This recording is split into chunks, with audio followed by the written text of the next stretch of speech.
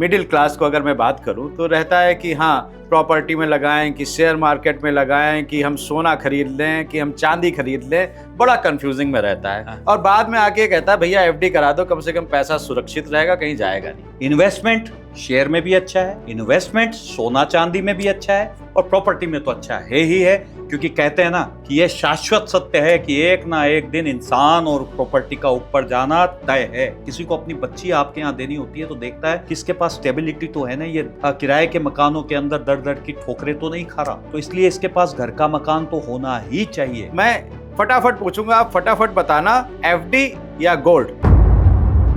FD तो बिल्कुल भी नहीं, क्योंकि इन्फ्लेशन रेट जो है उससे भी धीमे बढ़ती है, वो सिक्योरिटी हो सकती है, बूढ़े लोगों की सोच हो सकती है। इन दोनों में अगर कंपेयर करूं तो डेफिनेटली गोल्ड या सिल्वर। अगर आपको प्रॉपर्टी लेनी है तो फ्लैट्स में जाएं, सिक्योरिटी देखें, या जहां पे दाम ज्यादा बढ़ रहे हैं अपने शहर से बाहर भी कदम निकालिए और बाहर जाके मूव ऑन करिए। अगर वहां पे भी अच्छे ऑप्शंस हैं तो वहां पे भी जा सकते हैं। प्रॉपर्टी जो आपकी लाइफ का बहुत बड़ा डिसीजन है, आप किसी के कहने मात्र से वो प्रॉपर्टी उठा लेते हो। आप न उसके पेपर समझते हो, न शहर का मास्टर प्लान समझते हो, न आप उसका इंफ्रास्ट्रक्चर प्लान समझते हो। कोई भी ऐसी एरिया जो नई डेवलपिंग एरिया हो रही है, जो आपको आज की डेट में जंगल लग रहा है, लेकिन ये निश्चित है कि वहां पे मंगल होगा, उस जगह इन्वेस्ट कीजिए, वेट कीजिए, होल्ड कीजिए। आपको अमीर बनने से दुनिया की कोई ताकत नहीं रोक सकती। कौन कौन सी 4-5 चीजें प्रॉपर्टी खरीदने से पहले जरूर देख लेनी चाहिए?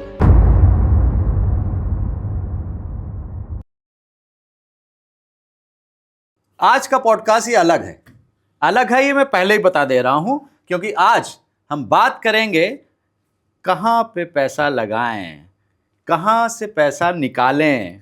इन्वेस्टमेंट पर्पस से ये पॉडकास्ट बहुत उपयोगी होने वाला है आप सभी के लिए। जी हाँ, एक बार फिर से नमस्कार, वंदे मातरम, जय हिंद। तिवारी जी टॉक शो में आप सभी का बहुत बहुत स्वागत है। आज के एपिसोड में हम प्रॉपर्टीज को लेकर बात करेंगे। बहुत से शहर ऐसे हैं जहां पे प्रॉपर्टी 10 गुना 20 गुना हो गई, लेकिन अब वहां पर 2-4 साल से प्रॉपर्टी के दाम नहीं बढ़ रहे हैं। कुछ ऐसे नए विकल्प भी आए छोटे छोटे शहरों में जहां पे प्रॉपर्टीज बहुत ज़्यादा 2 गुना 5 गुना 10 गुना हो गई और हो रही हैं। कौन सी प्रॉपर्टी खरीदनी चाहिए? खरीदते समय हमारे मन में कई बार कुछ प्रश्नवाचक चिन्ह रहते हैं कि भाई इसमें कोई दिक्कत ना हो, डिस्प्यूट ना हो। वो कैसे पता कर सकते हैं? क्या क्या लीगल इश्यूज आ सकते हैं जिनको हम पहले से ही पता करके रख सकते हैं? इन सारे सवालों का जवाब देने के लिए आज हमारे साथ में हैं अवनीश जी, जयपुर से आए हैं। बहुत बहुत स्वागत है आपका। थैंक यू वेरी मच, बहुत बहुत आभार, धन्यवाद, थैंक यू वेरी मच। कैसे हैं आप? मैं बहुत बढ़िया हूँ। आपके मैंने कुछ पॉडकास्ट देखे थे और अभी आपके सामने बैठते ही मुझे लग रहा है कि हाँ, मतलब आज कुछ खतरनाक वाला जो कहते हैं ना तूफानी होने वाला है। और आपका जो इंट्रोडक्शन था उसको देख के भी मुझे लगा था कि मतलब एक जो जोश है, जो मतलब जवानी का जिसको कहते हैं जोश होता है, वो भरा पड़ा है आपने। ये आप लोगों के साथ बैठ के आ जाता है कभी कभी मुझे। सबसे पहले तो बताइए कि इस समय का जो हालात चल रहे हैं, जैसे कि वैश्विक दौर चल रहा है, युद्ध का दौर चल रहा है, सबके मन में संकोच है। पैसा है नहीं लोगों पे, जिन पे है वो संकोच बस मिडिल क्लास को अगर मैं बात करूं तो रहता है कि हाँ प्रॉपर्टी में लगाएं, कि शेयर मार्केट में लगाएं, कि हम सोना खरीद लें, कि हम चांदी खरीद लें। बड़ा कंफ्यूजिंग में रहता है और बाद में आके कहता है भैया एफडी करा दो, कम से कम पैसा सुरक्षित रहेगा, कहीं जाएगा नहीं, जो हमारे बड़े बुजुर्ग सिखा के गए हैं। आज आप बताइए, आप क्या एडवाइस करेंगे इस दौर में? पैसा कमाना चाहते हैं सर, आपके व्यूवर्स भी चाहते ही होंगे। बिल्कुल। सबसे पहले तो डरना छोड़ दो सर। डर डर के कब तक जलते रहोगे? मतलब दुनिया क्या कहती है उसकी परवाह करना छोड़ दो। जिंदा हो तो लहरों के खिलाफ तैरना सीखो सर, क्योंकि लहरों के साथ तो अक्सर लाशें तैरा करती है। जिंदा हो तो जिंदा नजर आना जरूरी है। जिंदा हो तो जिंदा नजर आना चाहिए सर। ये डर डर के दुनिया क्या कहती है सर, उन्होंने आज दिन तक प्रॉपर्टी नहीं बनाई। वो ज्ञान चंद, हुक्म चंद, राय चंद, उन चंद लोगों की बातों में आकर कहां तक आपका जीवन बर्बाद करोगे? आज तक आप जहां हो, अगर रुके हुए हो तो भी उनकी वजह से हो, और अगर आप चल रहे हो तो भी उनकी वजह से हो। उन्हीं लोगों का साथ दो जिन्होंने आपको चलने पे मजबूर किया है। और रह गई बात, 2026 का दौर चल रहा है, सामने वैश्विक युद्ध है और भी पता नहीं कौन कौन सी प्रॉब्लम्स आएंगी। सबसे बड़ी बात है, ये वैश्विक युद्ध जो है वो हमारे इंडिया में नहीं लड़ा जा रहा है। कहाँ लड़ा जा रहा है सर? इजराइल के और यूएस के बीच में लड़ा जा रहा है और टेंशन हम हो रहे हैं। मतलब बम वहां गिरता है, शेयर मार्केट हमारा यहां पे फटता है। पहले कहते थे कि जब भी कोई युद्ध होगा सोना तूफान बन के बढ़ेगा, और अब के क्या देख रहे हो सर, सब कुछ स्वाहा हो रहा है जी। ये सर पुराने जमाने से और आज के जमाने का कंपैरिजन मत कीजिए सर। पहले हमारे पास जिसको हम लोग कहते हैं कि इंफॉर्मेशन नहीं थी, ज्ञान था लेकिन इंफॉर्मेशन नहीं थी, और आज का जो टाइम है वो इंफॉर्मेशन का है। जिसके पास इंफॉर्मेशन है, जो दुनिया से आगे की सोचेगा, वो 1000% कमाएगा। अब आपकी बात करते हैं सर कि कहां पर इन्वेस्ट करना चाहिए। हालांकि मैं इसके जवाब दे चुका हूं सर। आपका अगर शेयर मार्केट की बात करें तो पेपर स्टेट है सर, पेपर स्टेट के सामने कहां आप रियल एस्टेट की बात करेंगे सर। दूसरी बात है इन्वेस्टमेंट शेयर में भी अच्छा है, इन्वेस्टमेंट सोना चांदी में भी अच्छा है, और प्रॉपर्टी में तो अच्छा है ही है, क्योंकि कहते हैं ना कि यह शाश्वत सत्य है कि एक ना एक दिन इंसान और प्रॉपर्टी का ऊपर जाना तय है। कोई खुदा की ताकत नहीं है जो उसको रोक सके। दोनों ऊपर जाएंगे, दोनों ऊपर जाएंगे सर। आदमी है, उसको कितनी भी दवाई दे दो, कितना भी वेंटिलेटर दे दो, लेकिन जिसका जन्म हुआ है यानी उसका ऊपर जाना निश्चित है। प्रॉपर्टी है, उसको जितना मर्जी हो उतनी रोक लो, लेकिन ऊपर जाएगी आपके हाथ में कभी भी नहीं आएगी सर। आप रोज देखते हो एक आदमी है जिसने पहले कभी 10,000 रुपए गज में जमीन थी, जस्ट 500 रुपए के लिए छोड़ दी थी। यार ये 500 रुपए महंगी है, बताता हूं, और वो आज तक आपको बता ही रहा है। आज तक बोल रहा है यार उस दिन अगर ले ली होती तो उस कमरे में बैठ के फोटो खिंचवा रहा होता, लेकिन आज उसके बाहर सेल्फी खिंचवा रहा हूं। तो सर प्रॉपर्टी ऐसी चीज है जिसका निश्चित है जाना। लेकिन हम फिर से लौट के आ जाते हैं शेयर्स पे। जो कागज है आपको दिखता नहीं है, ठीक है ना सर। एक दिन एक आदमी आता है, बोलता है यहाँ पे बहुत बुरा हो गया, शेयर मार्केट टूटेगा। उस आदमी को देख के सब अपने शेयर बेचते हैं और वहीं पे प्रमोटर खरीद रहा होता है। क्वार्टरली रिजल्ट 3-3 महीने में आता है, लेकिन 10 दिन बाद अचानक ऐसा होता है कि सब शेयर बढ़ेगा और आदमी सबके सब खरीदने लगते हैं, और वही प्रमोटर है जो बेचने लगता है। सर ये एक्चुअली ट्रैप है। इन्वेस्टमेंट वो होता है जिसको आपको होल्ड करना आता है। इन्वेस्टमेंट वो होता है जो रहे सहेगा वही रहेगा, यानी आप लंबे समय के लिए उसको बिना किसी डर के रखिए। अगर अच्छा इन्वेस्टमेंट होगा तो वो बढ़ेगा। हम तो हमारा भारत तो कृषि प्रधान देश है ना सर। आपने कभी देखा है किसी किसान को कि जब बीज बोता है तो हर दिन क्या बीज को निकाल निकाल कर देखता है कि कितना अंकुरित हुआ है? एक छोटे से बीज में भी विशाल बरगद बनने का अस्तित्व छिपा होता है, मसलन कि उस पर विश्वास किया जाए, उसे समय दिया जाए, उसे सींचा जाए। लेकिन हमारी जो सोच है वो सर मैगी की तरह हो गई, इंस्टेंट चाहिए सब कुछ। 2 मिनट में, 2 मिनट में सब मैगी भी तैयार होके नहीं आती सर। वो भी एक रह तो लड़की गई ना, उसको मेकअप करने में टाइम लगता है सर। तो वो बोलते हैं कि पहले उबालो उसके बाद के 2 मिनट। तो यहां रातों रात जो अमीर बनना चाहता है वो बेसिकली इन्वेस्टमेंट नहीं करते, वो ट्रेडिंग करते हैं। और कोई भी इन्वेस्टमेंट कभी भी ट्रेडिंग करने के लिए नहीं होता है सर। इन्वेस्टमेंट का मतलब है होल्ड करो। यहाँ कंपाउंडिंग इंटरेस्ट चलता है, ठीक है। कंपाउंडिंग इंटरेस्ट भी जैसे हमारे यहाँ पे पुराने राजा महाराजा होते थे, जब वो सबको विजय करते थे तो वो चक्रवर्ती सम्राट बनते थे। ठीक उसी तरीके से जितना भी ब्याज है उन सबका राजा महाराजा जो होता है वो होता है चक्रवर्ती ब्याज, यानी कंपाउंडिंग इंटरेस्ट। लेकिन यहाँ मैं उसमें भटकना नहीं चाहता। सेकंड बात करें हम लोग सोना चांदी धातु, सर पहनने के लिए अच्छा है, बेटी को दहेज में देने के लिए अच्छा है, दूसरा घर में रखने के लिए ठीक है, लेकिन इतना नहीं रख सकते कि उसको रख के चैन की नींद तकिए के नीचे रख के सो जाओ। या तो कोई चुरा ले जाएगा या फिर कोई ज्यादा हैपनिंग बड़ी हो सकती है। हाँ, तो सबसे बड़ी बात है सोना लेकर गायब हो जाए। वो कहते हैं ना पैसा भगवान नहीं है, लेकिन भगवान कसम ये भगवान से कम भी नहीं है। और आप पैसे को ऊपर नहीं ले जा सकते, पैसा आपको ऊपर ले जा सकता है। और प्रधानमंत्री जी तो कह रहे हैं सोना मत खरीदो। प्रधानमंत्री के अपने सब्जेक्ट्स हो सकते हैं सर। सोना तो मुझे लगता है फिर कमाई क्यों रहे, कल प्रधानमंत्री जी कुछ और बोलेंगे और यहाँ पर ये बायस हो जाएगा। मैं सबको बोल गए कि कोई भी विदेश यात्रा ना करे, वो खुद निकल गए। सर मैं इसके बीच में कुछ भी नहीं बोल सकता सर, ये एक पॉलिटिकली चला जाएगा।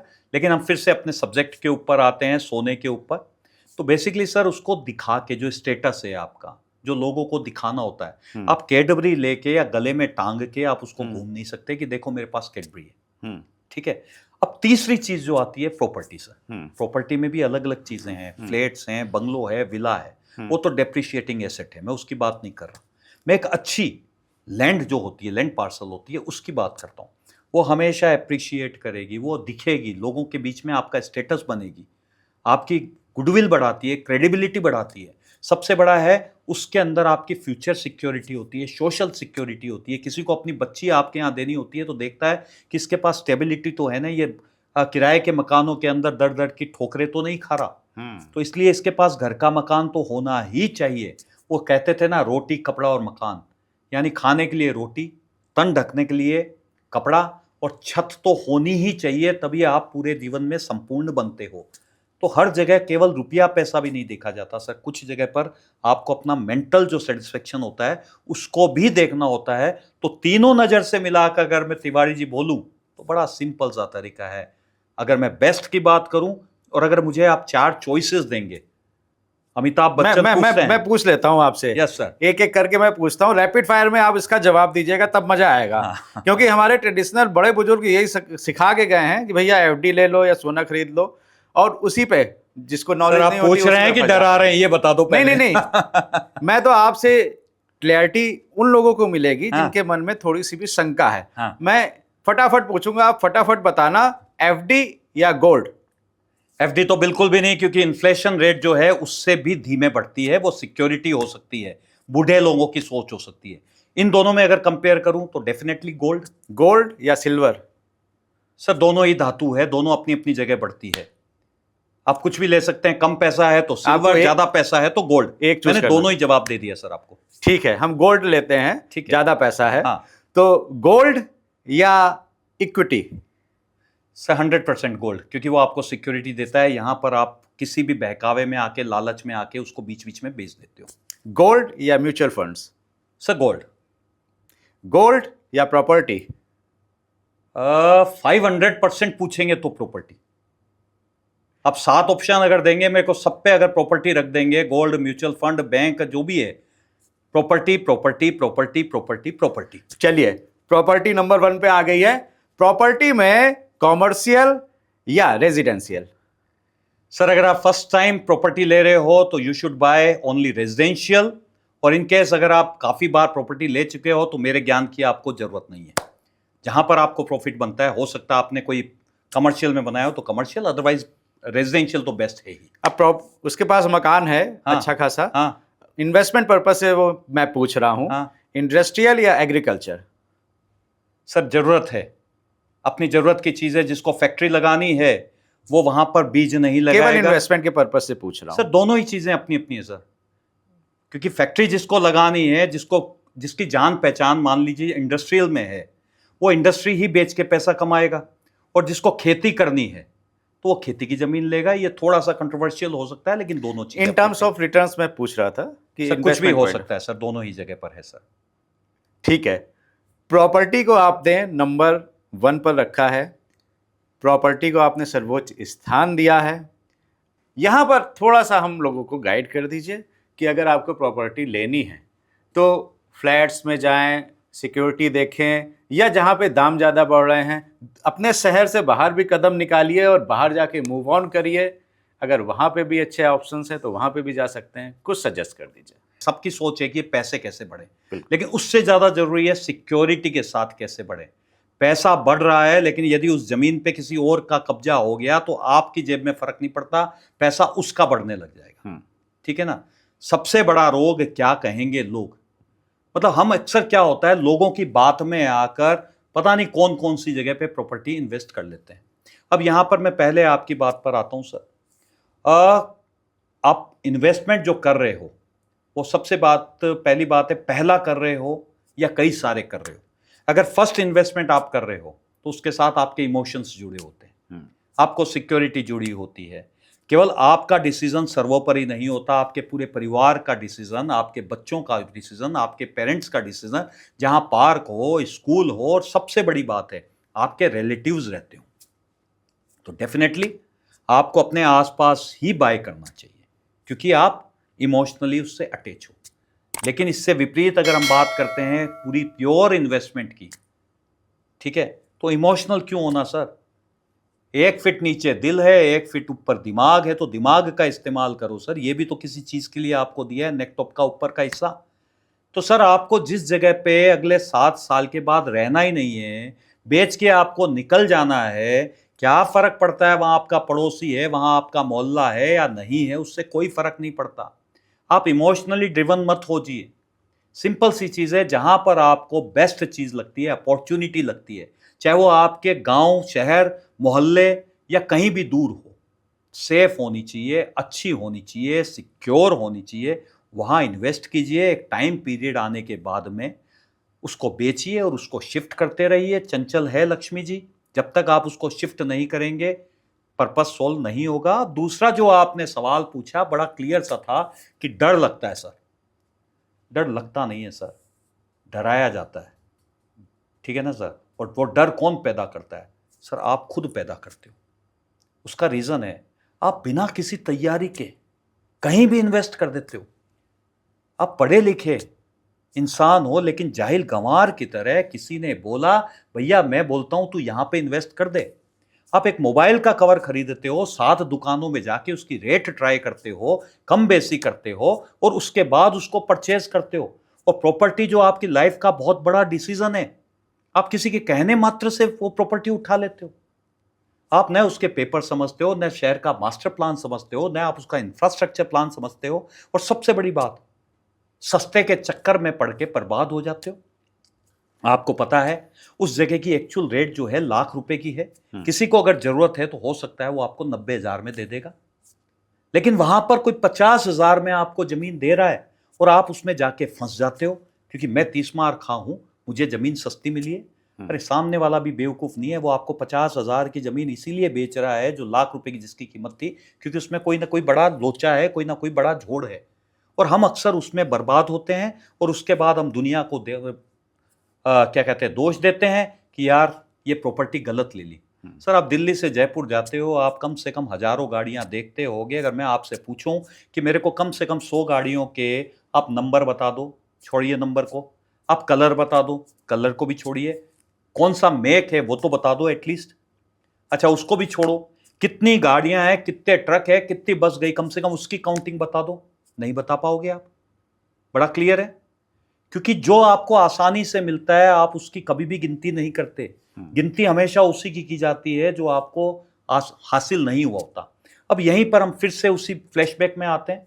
वापस आप दिल्ली से जयपुर की तरफ जा रहे हो, बड़े आराम से जा रहे हो, इतने में एक गाड़ी आपको एक्सीडेंट हुई हुई नजर आती है, काफी बड़ा एक्सीडेंट था। अब मैं जयपुर में आने से आपको पूछूंगा कौन से कलर की थी, आप गाड़ी का कलर भी बताओगे, आप गाड़ी की मेक भी बताओगे, आप उसमें कितने जने बैठे थे, उन्होंने कौन से कलर के कपड़े पहन रखे थे, कितने आदमी थे, कितनी फीमेल थी, आप सब बता दोगे। उसका रीजन है आदमी की जो नजर पड़ती है वो कमजोरी पे पड़ती है।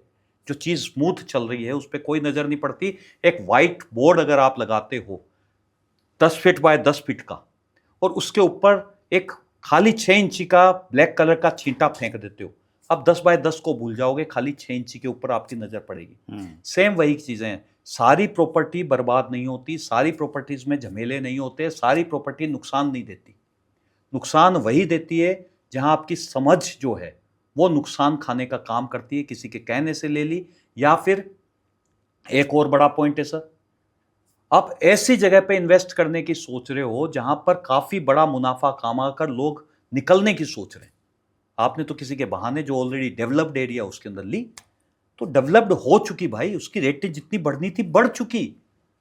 अब कहां से आप भाई, सिंपल सी बात है, आप एक पेड़ आज लगाइए, एक पेड़ 10 साल बाद लगाइए, अल्टीमेटली दोनों की हाइट बराबर ही आनी है। तो फिर आप जो 10 साल पुराना पेड़ है उसके नीचे जाके क्यों बैठना चाहते हो सर? वो पुरानी सोच थी, उसकी धीरे धीरे उसकी जड़ें कमजोर हो गई, लेकिन नया जो पेड़ है हो सकता है वो उससे ऊपर निकल जाए, क्योंकि उसके साथ आपकी नई सोच लगी है, नए साइंटिफिक वे लगे हैं। उसमें शायद उतनी दवा नहीं डाली थी, उतनी खाद नहीं डाली थी, और उसमें इतनी चीजें नहीं डाली थी। यहाँ आज एक साइंटिफिक तरीके से उसको और अच्छे से डेवलप किया जा रहा है।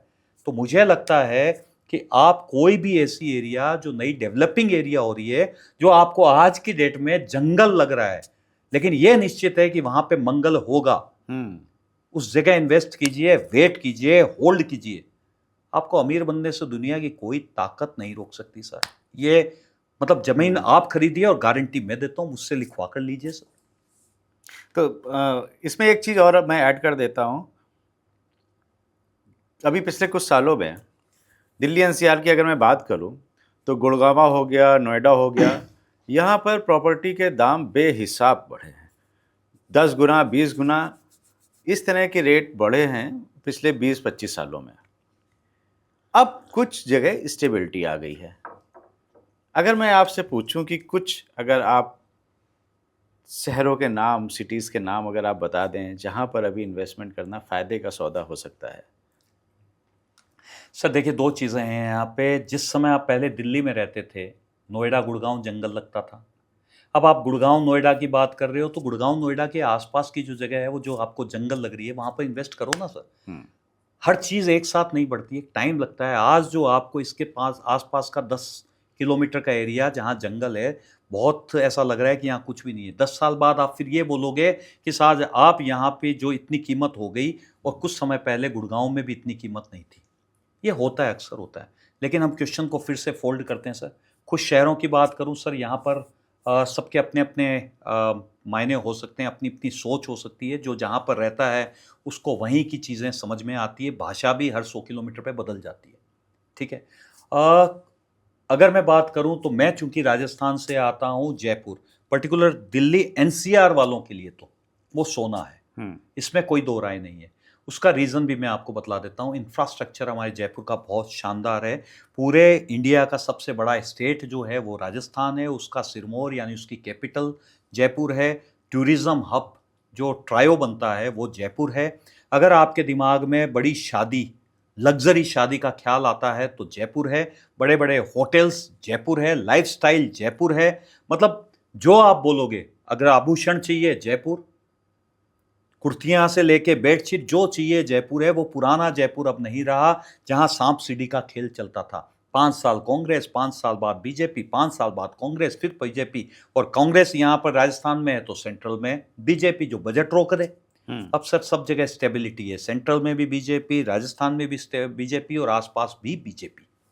तो एक स्टेबिलिटी जो सबसे मेन चीज़ है, जो एक आपको ग्रोथ देने के लिए जरूरी होती है। क्योंकि 5 साल की गवर्नमेंट एक्चुअली काम तो 3 साल करती है। पहला साल पुरानी सरकार जो थी उसके कामों को समझने में और कैबिनेट को आकार देने में लग जाता है। आखिरी साल फ्रीबीज बांटने में और नेक्स्ट जीतने की तैयारी में निकल जाता है। 3 साल में आदमी क्या करेगा सर? तो सबसे बड़ी बात है कि आज भी वहाँ की कीमत जो है अंडर वैल्यू है। कनेक्टिविटी देखिए सर, पहले जहां हमको 6 से 7 घंटे लगते थे जयपुर से दिल्ली आने में, 2.5 से पौने 3 घंटे के अंदर अंदर हम दिल्ली एनसीआर टच कर लेते हैं। आज जयपुर और दिल्ली के बीच के अंदर इंडिया का फर्स्ट ई हाईवे बन रहा है। आज हमारे जयपुर के अंदर आपका इंटरनेशनल एयरपोर्ट, उसका विस्तार हो रहा है, उसको वर्ल्ड क्लास बनाया जा रहा है।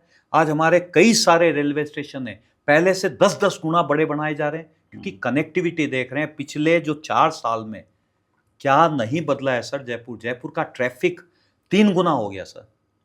मतलब आप बस स्टैंड हमारे पास शानदार हो गया, उसके बाद के हो रहा है। उसके बाद में हमारे पास रिंग रोड है, मेट्रो है, डीएफसी डेडिकेटेड फ्रेट कॉरिडोर है, बड़े बड़े हॉस्पिटल्स हैं, बड़े बड़े एजुकेशन सेंटर्स हैं। जो भी एक अच्छी लाइफ के लिए आदमी को चाहिए, चाहे वो रिक्रिएशन सेंटर्स हो, चाहे वो रेस्टोरेंट हो, चाहे जो अच्छी लाइफ है, सब कुछ जयपुर में है। अब जयपुर जयपुर नहीं है सर, वो जयपुर हो चुका है। तो इन्वेस्टमेंट के लिए जयपुर में कहीं भी इन्वेस्ट कीजिए। मुझे लगता है कि आने वाले 4-5 सालों के अंदर आज का जो आपका दिल्ली का एक्यूआई लेवल बढ़ रहा है, जो यहाँ पॉल्यूशन बढ़ रहा है, जो ट्रैफिक की प्रॉब्लम है, जो पार्किंग की प्रॉब्लम है, जो रेट बढ़ रही है कि ज़मीन के नीचे ज़्यादा पैसा लगा दो और ज़मीन के ऊपर लगाने के लिए बहुत थोड़ा सा पैसा बचता है। कहीं ये नहीं हो कि जयपुर में आदमी रहे और पहले जैसे बॉम्बे पूना का खेल होता था, वही चीज़ है कि इतनी आपके वो मेट्रो चल जाए कि साहब आप रहोगे जयपुर और काम करने आओगे दिल्ली और शाम को वापस जयपुर चले जाओगे। सिंपल सी तरीका है। और जयपुर की भी अगर मैं बात करूं तो पिछले 4 सालों में बहुत बड़ा बदलाव हो गया सर। पहले आज से करीब 2023 तक वहाँ की एक अजमेर रोड है जिसमें कोई सूंघने नहीं जाता था। ऐसी टूटी फूटी, वहाँ ट्रैफिक जाम, मतलब 5 किलोमीटर में आप 15-20 मिनट लगा दो। हम लोगों को आदत नहीं थी ना सर इससे ज़्यादा की, जी, कोई नहीं जाता था। लेकिन आज पिछले 3 सालों के अंदर अगर कोई उस रोड पे जाएगा तो पहचान नहीं पाएगा, मक्खन जैसी रोडें, पता नहीं कितने सारे ब्रिजेस बन गए, और उसके बाद अभी तो कितने बजट पास हो चुके। मतलब in case if you want to go anywhere in India, और राजस्थान, अजमेर, उदयपुर, जोधपुर, ब्यावर, भीलवाड़ा, उसके बाद आपके Ahmedabad, Surat, Mumbai, Poona, you can go from Ajmer road. उसके बाद अगर इसी के पैरेलल के अंदर आपके रिंग रोड है, जो 26 टोल वाली है सर, एक दो टोल की बात नहीं कर रहा, 26 टोल, 10 लेन चौड़ी, जिसके ऊपर आप गाड़ी रखो, क्रूज में डाल दो, केवल एक कट के ऊपर आप दिल्ली एनसीआर पहुंच सकते हो। इतनी सारी चीजों को समेटे हुए जो जयपुर है, इन्वेस्टमेंट के लिए मेरे हिसाब से इससे बड़ी बढ़िया जगह, खासकर आप दिल्ली एनसीआर वालों के लिए, शायद कोई नहीं होगी। और यदि आप कहें तो एक मैं और अच्छी आपको बात बताऊं, क्योंकि वो मेरे दिल के करीब है, और मैं एक सोशल कॉज के मतलब से, ठीक है, एक ड्राइव चला रहा हूं, तो उसके लिए मुझे आपके 5-7 मिनट बिल्कुल चाहिएंगे, ठीक है जी। ये मेरा किसी भी तरह का प्रमोशन नहीं है, किसी भी तरह का एडवर्टीजमेंट नहीं है, किसी भी तरह का मैं आपको रिकमेंडेशन नहीं देता हूं, और मेरे कहने मात्र से आप किसी भी हालत में उस जगह में इन्वेस्ट या परचेज ना करें। आप पहले वहां पर जाएंगे, अच्छे से देखेंगे, सोचेंगे, मिलेंगे, उसके बाद यदि आपको ठीक लगता है तो ही आप वहां पर इन्वेस्ट कीजिएगा, अदरवाइज मत कीजिएगा, क्योंकि आपका खून पसीने की कमाई का पैसा है, आपका पैसा बर्बाद नहीं होना चाहिए। बिल्कुल। मैं आपको जस्ट एक इंफॉर्मेशन के मतलब से बता रहा हूं, इसके अलावा मेरा इसका कोई उद्देश्य नहीं है, मेरी कोई वहां प्लॉटिंग नहीं है, मेरा कोई वहां प्लॉट्स नहीं है, मतलब प्रोजेक्ट नहीं है। तो बाकी अगर मेरा एक भी प्लॉट कोई भी आपके पास अगर आ जाता है, आप जितनी मर्जी हो उतनी मुझे गालियां दे लीजिएगा, क्योंकि विश्वास दिलाने के लिए इससे बड़ी बात मैं अभी कुछ भी नहीं बोल सकता। और बात शुरू करते हैं हम लोग। तो बेसिकली एक आज की रेट के अंदर 2023 तक अजमेर रोड को कोई नहीं पूछता था, लेकिन पिछले 3 सालों में आलम यह हो गया है साहब कि जयपुर राजस्थान की नहीं बल्कि इंडिया की सबसे बिजिएस्ट रोड के अंदर अजमेर रोड आने लग गई। इसका जो टोल कलेक्शन है वो इंडिया के अंदर 6th नंबर पे आने लग गया, आप गूगल पे चेक कर सकते हैं। पैरेलल में रिंग रोड चल रही है, उन दोनों के ठीक बीच में एक आज की तारीख में महिंद्रा सेज या महिंद्रा वर्ल्ड सिटी के नाम से एक करीब करीब ChatGPT के हिसाब से 16.2 स्क्वायर किलोमीटर का एरिया, ठीक है, एक वहां पर डेवलप है, जिसमें इंडस्ट्रियल भी है और रेजिडेंशियल और कमर्शियल भी है। क्लियर है साहब? और अगर हम इसकी लोकेशन की बात करें साहब, तो जयपुर की जो सबसे प्रोमिनेंट जगह है, स्टैचू सर्किल है, रामबाग सर्किल है, MI रोड है। इन तीनों से बगैर किसी गूगल की मदद लिए हुए एकदम सीधे नाक की सीध में चलते जाइए। जयपुर की जो सीमा है यानी टोल गेट है, उससे पहले यानी जयपुर की प्राइम लोकेशन के ऊपर केवल एक कट के ऊपर ये जगह आपके पड़ती है, महिंद्रा सेज, जिसको भविष्य में ग्रीन सिटी सेज के नाम से जाना जाएगा। दूसरी चीज सर, टाइम कितना लगता है? हार्डली 20 से 25 मिनट, और वो भी एक 200 फीट की कोई पुलिया बनने वाली है, उसके बाद में शायद 5 मिनट और कम हो जाएंगे। तीसरी चीज, जयपुर की जो सबसे पॉश एरिया है, जो सबसे एक्सपेंसिव एरिया है, चाहे वो वैशाली नगर हो, चाहे वो मानसरोवर हो, जहां पे 3 फीट बाय 3 फीट यानी 1 गज के करीब 40 फीट रोड ये के ऊपर 3 लाख रुपए स्क्वायर यार्ड की रेटें हैं, ठीक है। उसके एकदम नेक्स्ट डोर के ऊपर है, आप जस्ट रिंग रोड को क्रॉस करो और ये आपकी एरिया शुरू हो जाती है, ठीक है। जयपुर की जो सबसे अच्छी बिल्डर्स हैं, जो सबसे बड़े बड़े बिल्डर हैं, उनमें शायद कोई भी ऐसा नहीं होगा जो इस एरिया के आसपास नहीं है, चाहे वो महिंद्रा एंड महिंद्रा हो, चाहे वो आशियाना हो, चाहे वो आपके MR दुबई वाले हों, इसके बाद इन्फोटेक, वाटिका इन्फोटेक सिटी हो, ओमैक्स हो, या जो भी वहाँ के प्राइवेट प्लेयर्स हैं, मंगलम हो, आपके केडिया हो, सेजस्थान हो, व्हाटएवर जो भी हो सकते हैं, या आपके गोकुल कृपा हो, सब कोई वहीं के ऊपर आसपास ही हैं, ठीक है।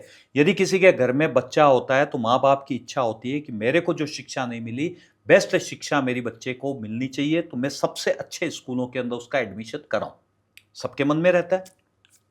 जो भी जयपुर के बेस्ट स्कूल्स हैं, लाइक निर्जा मोदी हो, JPIS हो, सेंट जेवियर्स हो, आपके MPS हो, महारानी हो, उसके बाद पहले जो DPS था वो हो, कॉलेजेस की बात करें सर, भारतीय स्किल यूनिवर्सिटी हो, उसके बाद में लक्ष्मीपत सिंघानिया हो, उसके बाद मणिपाल हो, सब इसके इर्द गिर्द ही हैं। ऐसी लोकेशन की मैं बात कर रहा हूं सर, जिसके अंदर वैशाली नगर और मानसरोवर जो उसके सबसे करीब में, जहां 3 लाख रुपए स्क्वायर यार्ड में जगह मिल रही है। मैं बतला रहा हूं कि वो केवल और केवल आज की तारीख में, जिस दिन मैं बैठा हूं, 30,000 रुपए मीटर, यानी केवल और केवल 25,000 रुपए गज के अंदर वो जगह मिल रही है। और उसकी सबसे खास बात, उसकी जो सेम बाउंड्री शेयर करने वाली कॉलोनीज हैं, यानी 6 इंची का डिफरेंस है खाली, उसमें वो 40 फीट या उससे ऊपर की जो रोड की कॉलोनी है उनमें 50 से 60 हजार के भाव हैं, और 6 इंची इधर की साइड में केवल 25,000 रुपए के भाव हैं। उसका रीजन क्या है? बहुत बड़ा रीजन है सर। इधर की जितनी भी प्राइवेट कॉलोनाइजर की कॉलोनी है उनमें उनका मुनाफा है, उनके पास स्ट्रेटेजी है, मार्केटिंग है, एडवर्टीजमेंट है, प्रमोशन है, बड़ा बड़ा कमीशन देके उसकी रेटें बढ़ा देते हैं। और यहां मैं ये बताना भूल गया, जिसकी रेटें 50,000 रुपए है, उनके पास फैसिलिटी एम्यूनिटी के नाम पर इससे 20% भी चीजें नहीं है। चूंकि इन्होंने एडवर्टीजमेंट किया इसलिए इनकी रेटें बढ़ गई। और चूंकि ये जो मैं 25,000 की जगह बता रहा हूं, ये हजारों हजार किसानों की जगह है, जहां कोई यूनिटी नहीं है। सबसे बड़ी बात, कौन उसका प्रचार करे? किसी एक की जमीन नहीं है। आज भी 90% जितनी जमीनें हैं सब किसानों के पास है, अलग अलग किसानों के पास, जिनकी जमीनें गवर्नमेंट ने एक्वायर की थी, उनको जमीन के बदले प्लॉट मिले थे।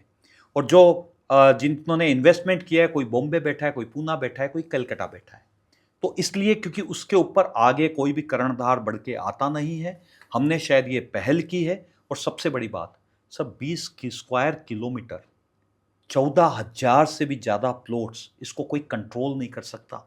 इसकी कोई मंथ के हिसाब से इसको कोई मतलब डिमांड एंड सप्लाई का गेम नहीं खेल सकता कि उसको कंट्रोल करके रेट बढ़ा दे। क्योंकि ये कोई 2, 4, 5, 100, 200, 500 बीघा की चीज बात नहीं कर रहा मैं बात कर रहा हूं सर 6,400 बीघा की, जितना शायद डीएलएफ का एरिया नहीं होगा। ठीक है ना, 14,000 से भी ज्यादा प्लॉट्स की बात कर रहा हूं सर। ये कोई 200, 500, 1000, 5,000 प्लॉट्स की बात नहीं कर रहा हूं। फ्यूचर रेडी आपके मेगा टाउनशिप है ये। चलिए सर, इसको समझाने के लिए मैं एक दूसरा काम और करता हूं, जो हर बार मैं क्विज देता हूं। एक कॉन्टेस्ट एक क्विज के रूप में मैं इसको खेलता हूं। अगर आपके चैनल के माध्यम से किसानों का तो भला होगा ही होगा, क्योंकि मैंने लक्ष्य लिया है इसका कि आज की डेट में जिस दिन बैठा हूं, इस 25,000 रुपए गज की जमीन को किसी भी हाल में दिसंबर 2027 तक 50,000 करके दिखाऊंगा। मैं पूरे होशो हवास में ये बात कर रहा हूं। एनबीएफसी यानी लोन बैंक को और आपके ब्याज को बहुत अच्छे से समझता हूं। मुझे 72 का फार्मूला मालूम है, जहां पे प्रॉपर्टी को डबल होने में करीब 6 साल का समय लगता है। कोविड को भूल जाइए सर, इसके अलावा टाइम लगता है। और मैं फिर भी आपको बोलता हूं, खुद से प्रॉमिस कर रहा हूं, आप मेरी बातों में बिल्कुल भी ना आए कि इसको मुझे लगता है कि मैं इसको 25,000 से 50,000 पहुंचा दूंगा। उसका रीजन है क्योंकि ऑलरेडी वहां पर 50,000 में चीजें बिक रही है और उससे ज्यादा फैसिलिटी की जमीन है। ठीक है ना। तो सर मैं काम करता हूं, आपको एक चैलेंज करता हूं, जो भी आपके व्यूअर्स हैं, ये 25,000 रुपए गज की जमीन, आपके पास 40,000 रुपए गज की जमीन, जो एकदम सेंट्रली जयपुर, मतलब जो भी आपकी सिटी है उसके अंदर सेंट्रली लोकेटेड होनी चाहिए। सबसे बिजिएस्ट रोड या रिंग रोड जो भी है उनके बीच में हो, 40 फीट या उससे ज़्यादा चौड़ी रोडे पे हो, और वहाँ अच्छा एजुकेशन सेंटर, अच्छा इंडस्ट्रियल हब, अच्छा सारे बिल्डर्स सब कुछ हो। अगर आपके पास ऐसी कोई जगह हो तो आप उसका नाम बताइए, उसको चैलेंज को एक्सेप्ट कीजिए, और मैं सबको 3 लाख लाख रुपए देके जाऊंगा। और कंपेयर के लिए मैं आपको वहीं के जो बराबर के कॉलोनाइजर हैं उनसे मैं इसको कंपेयर कर देता हूं आपको। यहाँ सर एक सवाल ले लूं मैं? बोलिए प्लीज। मन में एक डाउट ये आया है कि आप इतना एग्रेसिवली क्यों प्रमोट कर रहे हैं? आपने कहा ना मेरा वहाँ पे कोई स्टेक है, आपने कहा कि मेरा एक प्लॉट निकल आए तो मेरे ऊपर तुम जो चाहना वो जुर्माना लगा देना। आपके अंदर ये कौन सी चाहत उत्पन्न हुई किसानों को फ़ायदा पहुंचाने वाली कि नहीं साहब इसी जगह के किसानों को हम फ़ायदा पहुंचाएंगे और इसको 25 से 50 बनाएंगे? सर उम्र हो गई 55 प्लस की, जितना भी कमाना था उससे कहीं ज़्यादा कमा लिया। जो खुशियाँ चाहिए थी सारी खुशी हासिल हो गई। अब जो एक तरीके से रिटायर्ड लाइफ जी रहा था, कहीं ना कहीं ये नज़र आया कि पैसे का तो अब मोह कम है, क्यों ना ऐसा कुछ काम किया जाए जो नॉर्मली पॉसिबिलिटी कम लगती है, तो अपने हिसाब से चैलेंज कर रहे हैं। और ये जिज्ञासा आपके मन में नहीं है तिवारी जी, कई जनों के दिमाग में आया होगा, ठीक है ना।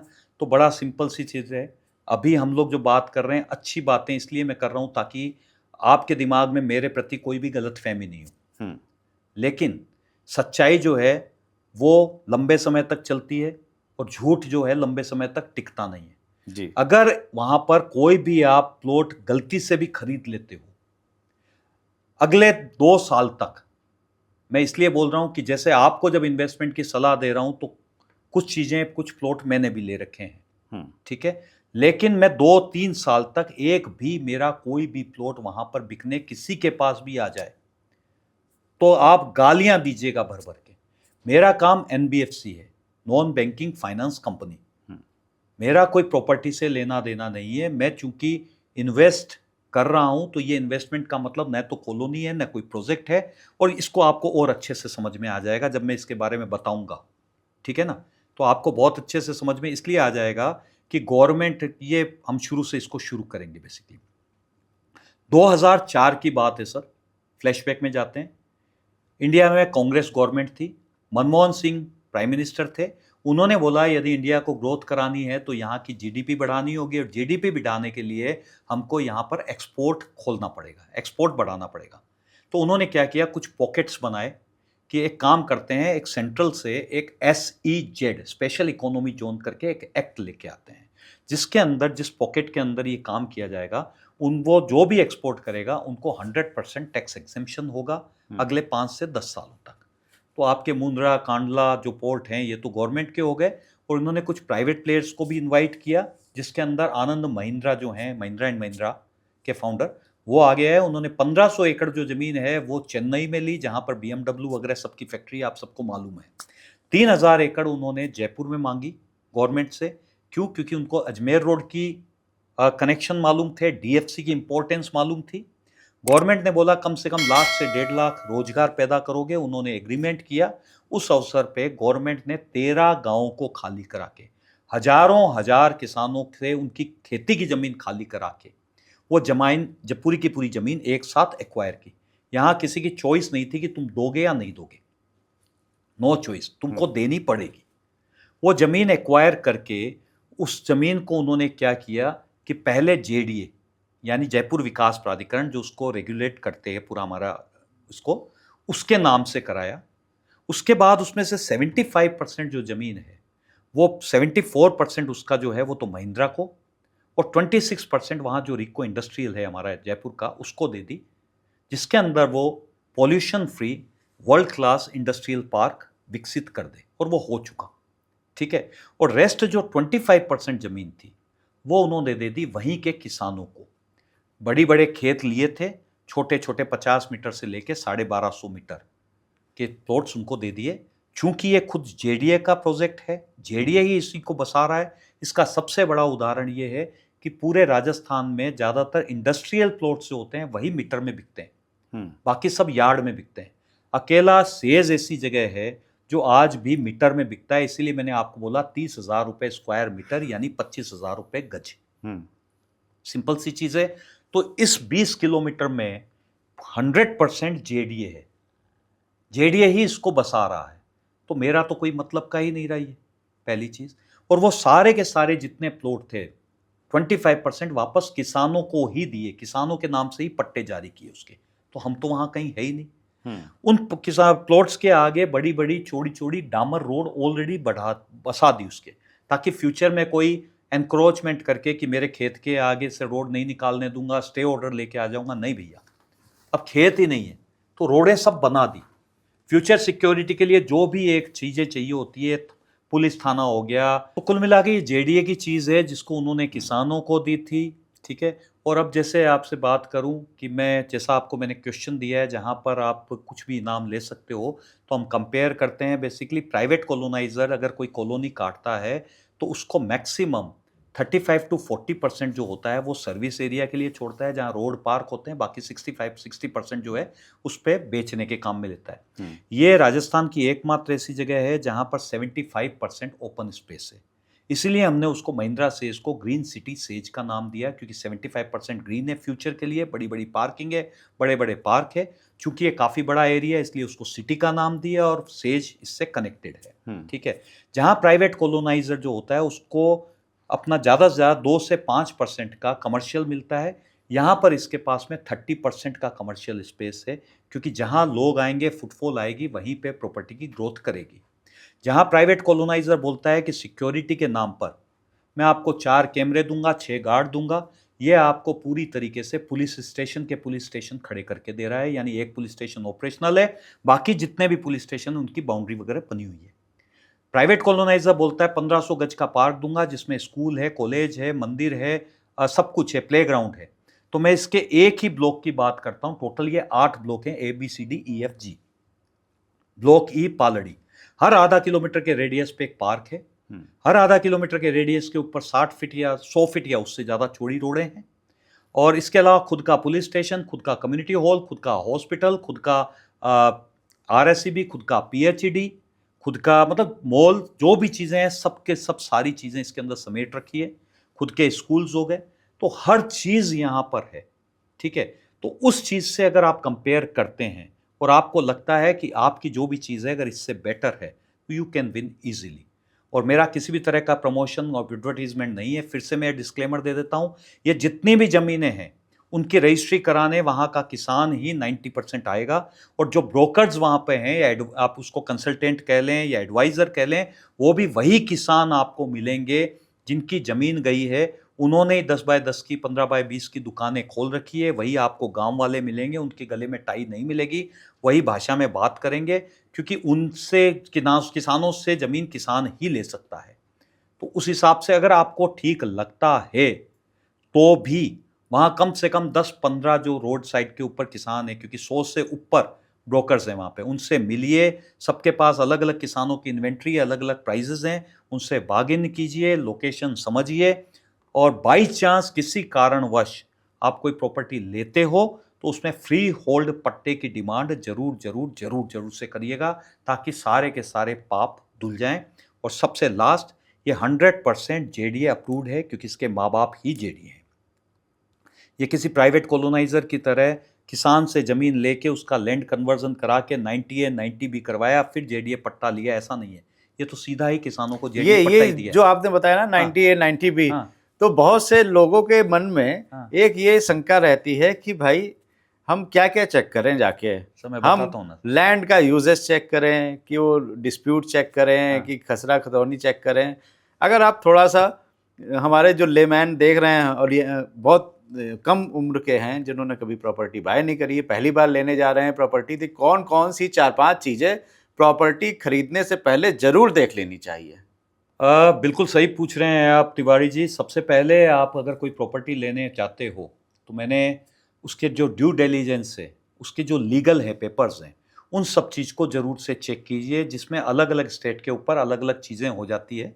लेकिन मुझे नहीं लगता कि उसके अंदर आप अपनी बिजी जो ज़िंदगी है, जहाँ आप कमाने में लगे हुए हैं, उसके अंदर आपको इतना दिमाग लगाना चाहिए। उसका रीज़न है, आजकल काफ़ी सारी एजेंसीज हैं जो ड्यू डिलिजेंस चेक कर लेती है, आपका लीगल चेक कर लेती है, आपके प्लॉट की सिक्योरिटी चेक कर लेती है, और उसके बाद आपको ग्रीन सिग्नल देती है कि यू कैन बाय। इसके साथ में आपकी पोजीशन वगैरह भी चेक कर लेती है। और उससे भी इजी तरीका है सर, वो ये है कि यदि आपको लोन की ज़रूरत नहीं भी हो तो उस पर छोटा मोटा लोन ले लीजिए ना। अब वो घाटा अगर भविष्य में कुछ प्रॉब्लम आएगी तो केवल आपकी नहीं है, वो बैंक की भी होगी। इसलिए आपसे पहले बैंक उसकी एक एक चीज़ चेक कर लेगी, उसके बाद आप लीजिए ना सर। बैंक जो भी प्रॉपर्टी लेते हो लोनेबल हो, इसका ध्यान रखो, उसके बाद आपको कुछ चेक करने की ज़रूरत नहीं है सर। कई बार सर प्रॉपर्टी लैंड पे लोन नहीं मिलता है, मकान बनवाने पे मिल जाता है। सर मुझे लगता है जिस प्रॉपर्टी के ऊपर लोन नहीं मिलता है उस प्रॉपर्टी को आपको लेना ही नहीं चाहिए, क्योंकि वो हमारे राजस्थान में सोसाइटी पट्टी की ज़मीन बोलते हैं। उस नॉर्मली वो इलीगल होती है, वो मास्टर प्लान का हिस्सा नहीं होती है। लेकिन लोग काफ़ी सारे ये सोच के उस प्रॉपर्टी को ले लेते हैं कि जिस समय भी गवर्नमेंट लास्ट में जाने लगेगी इसको रेगुलाइज कर देगी। आज यहाँ पर पानी बिजली के कनेक्शन है, लेकिन जाते जाते सब कुछ ठीक हो जाएगा। वो पिछले ज़माने की बातें हो गई सर। अब गवर्नमेंट में भी स्टेबिलिटी आ गई। अब वो ये नहीं है कि फ्री बीज बांट के जाएगी कि अगली सरकार बनाने के लिए करेंगे। हमारे जयपुर का एक उदाहरण देता हूँ ना सर, 10,000 प्लॉट्स बने हुए थे, उनको एकदम से सारे की सारी कॉलोनी को उजाड़ दिया सर। अच्छा। उन्होंने भी यही सपना पाला था, रेगुलराइज हो जाएंगे हम लोग, हम्म। लेकिन अब ऐसा नहीं होता सर। हम्म। आगे भविष्य में क्या होगा, तो मैं बोलता हूं कि इतने ज्यादा सस्ते के चक्कर में क्यों पड़ना। अच्छा, एक छोटी सी बात हो रही सर, मारुति अगर खरीदोगे तो मारुति के भाव में ही बिकेगी, और बीएमडब्ल्यू खरीदोगे तो बीएमडब्ल्यू के भाव में बिकेगी। बजाय 1000 गज का प्लॉट लेने के 500 गज का प्लॉट ले लो ना, जिसमें कम से कम चैन की नींद तो सो सर। तो मुझे लगता है कि ऐसी प्रॉपर्टी को अवॉइड करना चाहिए जहां पर लोन नहीं मिलता है, और लोन भी मैं तो यही बोलूंगा कि कोई नेशनलाइज बैंकें जो हैं वो भी उस पर लोन कर दे। इसका मतलब तो 100% सिक्योर है। और जो नॉर्मल जो एनबीएफसी होती है, मैं बड़ी एनबीएफसी की बात नहीं कर रहा, एचडीएफसी वगैरह की बात नहीं कर रहा, एक नॉर्मल जो होती है लोकल एनबीएफसी होती है, उनके ऊपर अगर लोन हो रहा है तो ज़्यादा से ज़्यादा आप उसको 70% ही सुरक्षित मानिए। चलिए, एक आखिरी सवाल आपसे ले लेता हूं, क्योंकि ये दिल्ली एनसीआर है, यहाँ पे बहुत से नौजवान आते हैं पहली बार रोजगार की तलाश में, पहली बार नौकरी लगती है, और सबसे पहला सपना तो सर यही होता है कि एक घर हो अपना। तो अगर घर खरीदने जा रहे हैं, फ्लैट लें, बजट की बात कर रहा हूं मैं, उसी बजट में फ्लैट भी आ रहा है और उसी बजट में एक छोटा सा 50 गज का उनका घर भी बन जाएगा। सब फ्लैट जो है वो डिप्रिशिएट करता है, और जो प्लॉट होता है वो एप्रिशिएट करता है। मैं उदाहरण कई बार दे चुका, एक रॉ मटेरियल जो होता है वो हमेशा बढ़ता है, और जब कोई आकार ले लेता है, वो कोई शेप ले लेता है, उसके बाद वो घटने लग जाता है। मैं एक सेम एग्जांपल देता हूँ। अगर लोहा है, लोहे से आप प्लेन भी बना सकते हो, लोहे से रेलगाड़ी भी बना सकते हो, लोहे से कार भी बना सकते हो, और लोहे से आप चेयर भी बना सकते हो। उसकी मल्टीपल यूजेस हैं, इसलिए आपकी सोच के जो घोड़े हैं दौड़ते रहते हैं, और अपने अपने हिसाब से आप उसकी कीमत बढ़ाते रहते हो। लेकिन जब वही लोहा एक गाड़ी की शक्ल ले लेता है, उसके बाद वही लोहा घटने लग जाता है। उसके ऊपर रजिस्ट्रेशन, इंश्योरेंस, एक्सेसरीज भी लगती है। अब प्रॉब्लम क्या है, लोहे का कलर सबको अच्छा लगता था, लेकिन गाड़ी का कलर से किसी को सेटिस्फेक्शन मिलता है व्हाइट कलर से, किसी को मिलता है ब्लू कलर से, किसी को छोटी बड़ी गाड़ी चाहिए, किसी को बड़ी गाड़ी चाहिए, किसी को अलग अलग शेप है। ठीक उसी तरीके से एक जो फ्लैट है उसकी बात करें, उसने जब शेप ले ली तो उसके लिए तो वो अच्छा हो सकता है, लेकिन जरूरी नहीं है किसी और को भी 2 ही कमरों का फ्लैट चाहिए या 4 कमरों का फ्लैट चाहिए। हो सकता है उसको 20 बाय 20 के कमरे चाहिए और यहाँ पे 10 बाय 10 के कमरे मिल रहे हैं।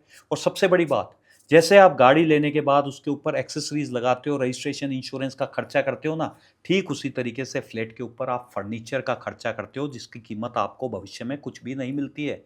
रहने के लिए अच्छा हो सकता है, इन्वेस्टमेंट के लिए कभी भी अच्छा नहीं होता। उसके बाद आपके मेंटेनेंस की कॉस्ट आती है, उसके बाद कोई दीवारों के रंग रोगन की कॉस्ट आ जाती है, क्योंकि वो पुराना होता है। कुछ लोग बेवकूफ़ी ये भी करते हैं कि फ्लैट को किराए के लिए लेते हैं, तो 3% का आपके अगर ब्याज आता है, उससे बेटर है ना कि आप एफडी में इन्वेस्ट करें। ठीक है ना, क्योंकि सबसे बड़ी बात है, आप जब फ्लैट खरीदते हो, आप फ्लैट नहीं खरीदते सर, वो प्रमोशन खरीदते हो, एडवर्टीजमेंट खरीदते हो, किसने किस तरीके से उस फ्लैट को बेचा, उसी हिसाब से आप उसका पैसा लगाते हो।